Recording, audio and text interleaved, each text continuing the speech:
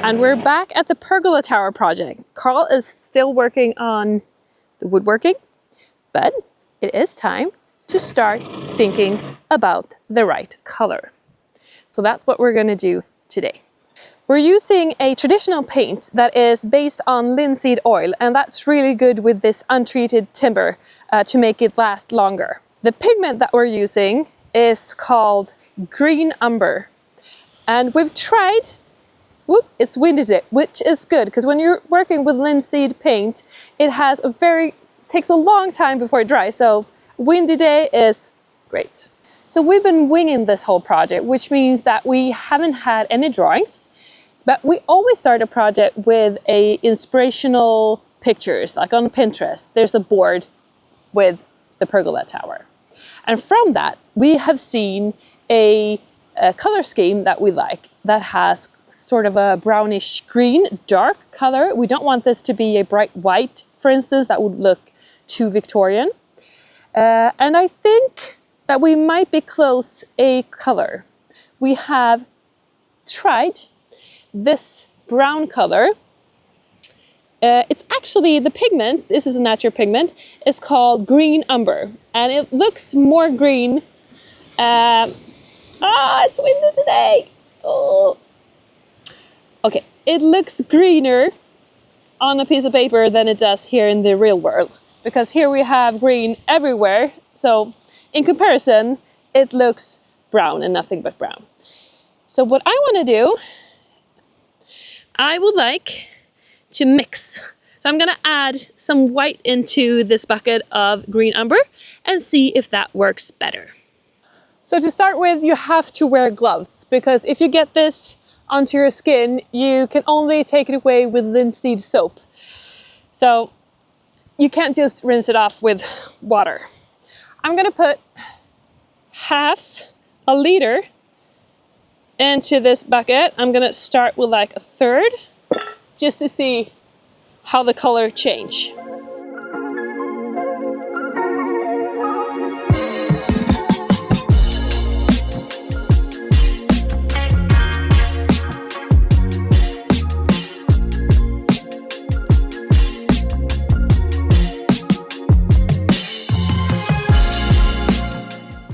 So now I have a mixture that, I can't put more white in it because the bucket is full. So this is what we're going for.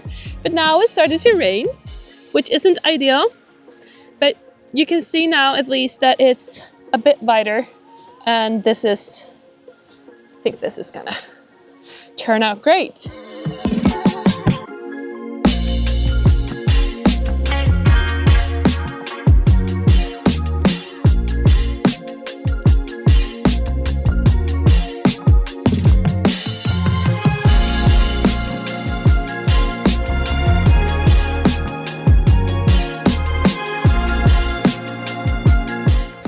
So the rain came yesterday, so we couldn't finish painting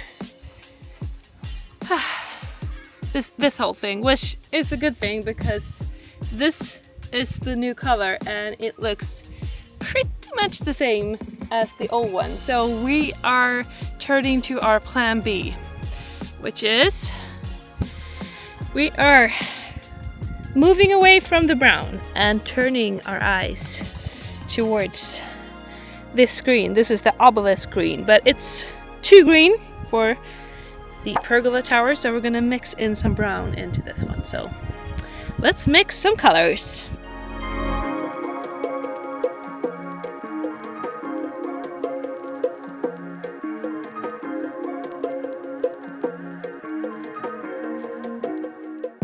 Alrighty, I made a mixture of 2 parts of the green color and 1 part of the brown color, and I've just painted it on this piece of wood in comparison to this original brown color. And I think this is the style we're going for because it's turning a little bit more to a green color. I think that's it. Let's hope so.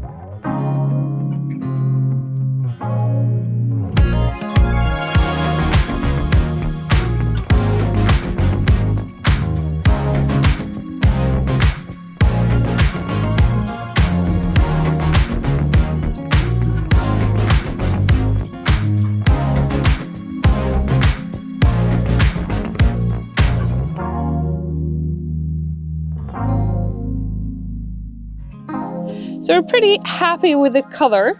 We've been painting like the whole day. It feels like the rain is coming later tonight, so that's why we're standing underneath the like the floor. It's just, for now, it's not going to be there for later, but we've been standing on that floor when we did the wraparound, like the crown molding on top of this structure, which is turning out fantastic. So what I'm doing right now is adding some detail. So that's going to go over at the top. So these, when they are painted, they're going to be like that. Just as a detail. Might be a bit difficult to understand what we mean right now, but you're going to see. But I have to paint 44 of these, so, and before the rain. Let's get cracking.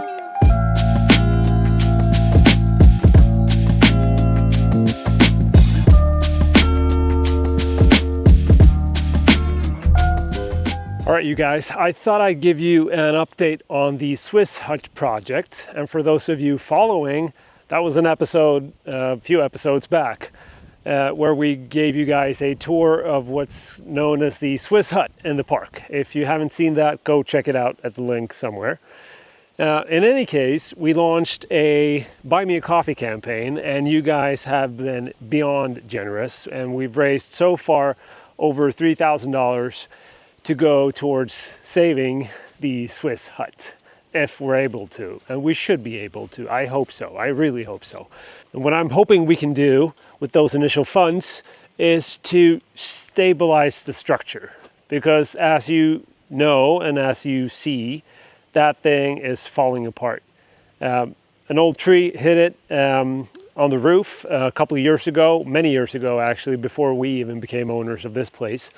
And that sort of messed up the trusses and the rafters, and everything's falling apart, and it's leaking inside and it's rotting away, and that whole veranda thing is falling outwards, pulling the roof with it, so on and so forth. In any case, what we should do and what we must do is to stabilize the structure, in particular with that wall, because that's the weakest link. And ideally, we should also patch the roof. That means fixing the roof structure, the trusses and the rafters, and ideally get some sort of roof cladding back on. Whoa, mosquitoes. A lot of mosquitoes. It's raining. And it doesn't have to be the final roof, but some sort of roof, or just a tarp. But in any case, before we put a tarp on, it would be good to have the roof truss system back up and running again, so that the whole structure is stabilized. Once it's stabilized, we get some time back to do this right in the order of things that need to be done, and we can make it nice again. I know that we can save this place, you guys, and you know that I know that somewhere out there, someone's watching now thinking I have the tools and the time and the skills necessary to help you save that. So if you know who you are, you should know who you are. Give us a call, DM us on Instagram, comment down below, someone who knows you, tag them, do all of that social media magic, and we can connect and we can make this happen. Because what a fun project that will be. Can you imagine? Can you imagine having that and me just in a few episodes, in like 100 episodes, snapping my fingers saying before and after? Yep, that'll be an episode for you. Okay, I cannot be standing here anymore because my legs are being eaten like popsicles by the mosquitoes, and it's raining, and the idea was that we would be outside today to finish up the pergola tower thingies, but it's raining and I can't work in the rain, neither can my battery driven tools. So we're gonna go thrift shopping. Yay, adventure time, let's go.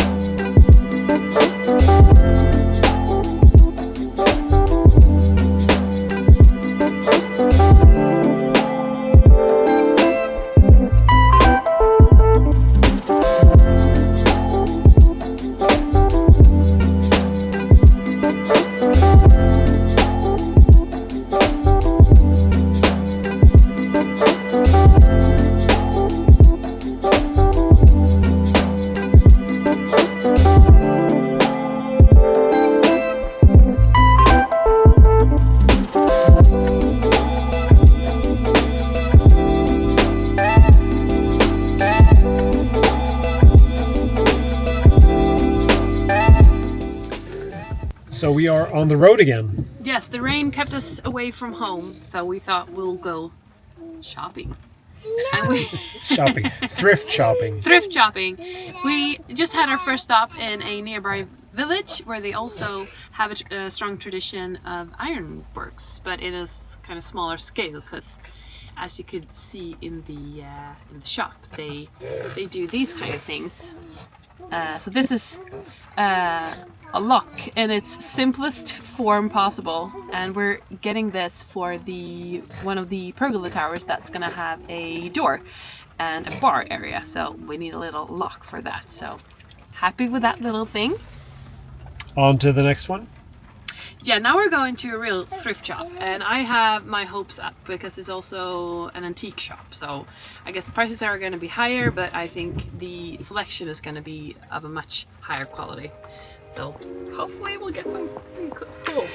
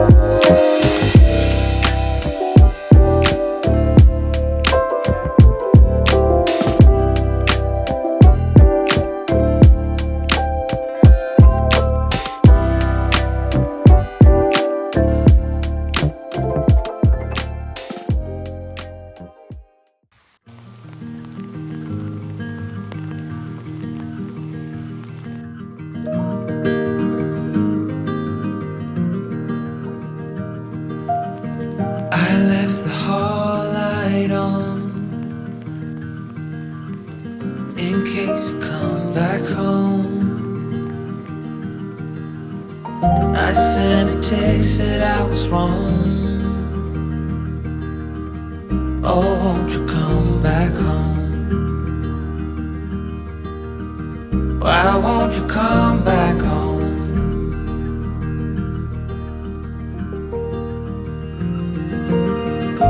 I've been sleeping with the light on dim.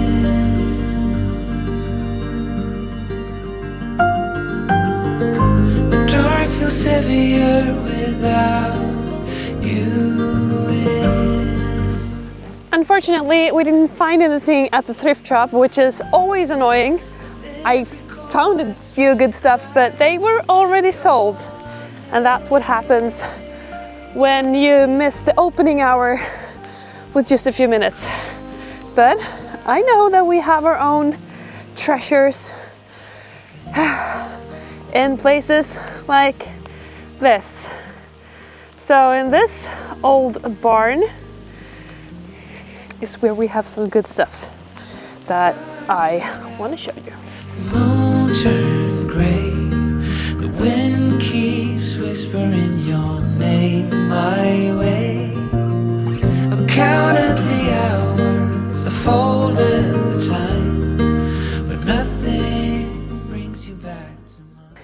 So I'm up on the attic and I'm here to get these lamps that we found before. These were used as lamps on the facade, and the idea is to put these on the pergola tower, but we haven't measured anything, which is what happens if you don't make drawings and you just wing it and take every decision as we go.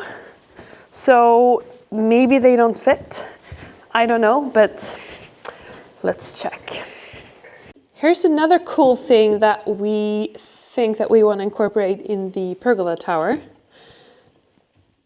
I'm gonna give the word to Carl so that he can explain a little bit more what this is. So the thrift shop did not pan out. That's the name of the game with these things. You never know. Now we do. It didn't pan out. So in any case, we went back home. The rain is still not letting up, but that's not going to stop us from making this episode, nor will it stop us from progressing with the project of the pergola tower. And so Christina went into the old stable building and found some stuff. And one of those is this. This is an old piece that has been sitting various places, and one is still actually up on the primary house with some glass panes in it, obviously. It's kind of nice.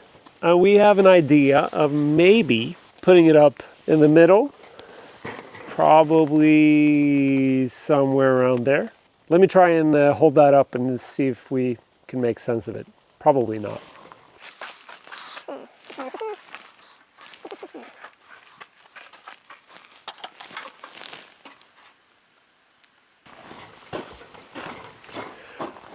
Question mark. Is it too big? Is it too squeezed in between the upper parts of that thingy and the lower part of the pergola slats? It's going to be a crisscross pattern. I'm not sure. We can always try when we are done with the crisscross slats and all the decorative stuff, and obviously the roof rafters as well. So let's see, but it's a good option.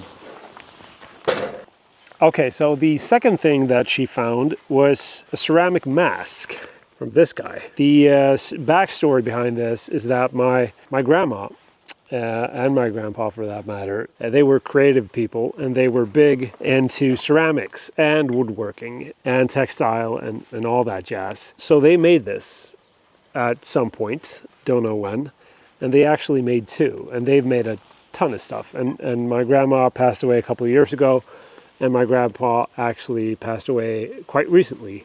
So we've only just now sorted through their entire workshop of ceramics, textiles, woodworking, finished projects, unfinished projects.